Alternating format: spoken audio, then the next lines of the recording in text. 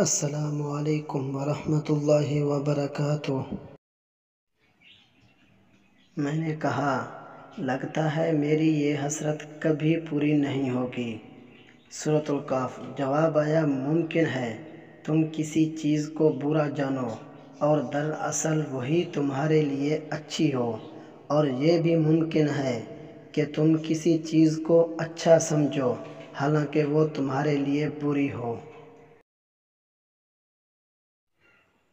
انسان دل میں ہزاروں لوگوں کے لیے بغض رکھ کر اپنی عبادت پر تکبر کر کے کبھی بھی رب کے قریب نہیں ہو سکتا۔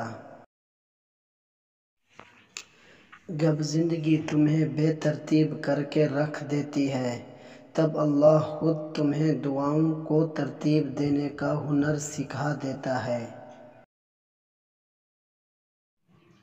اختلافات کے باوجود کسی سے احترام سے پیش آنا کمزوری نہیں، بہترین تربیت اور خاندانی ہونے کی دلیل ہے۔ اپنے وہ نہیں ہوتے جو آپ کی غلطیوں اور عزتوں کا تماشا بنائیں، بلکہ اپنے وہ ہوتے ہیں جو آپ کی غلطیوں پر پیار، مان، بھروسے اور احترام اور ادب کا پردہ ڈالیں۔ آدمی نہ ہی عمر سے بڑا ہوتا ہے، نہ عہدے، دولت، قد، نہ ہی نسل سے بڑا ہوتا ہے۔ آدمی اپنی سوچ اور اپنے عمل سے بڑا ہوتا ہے۔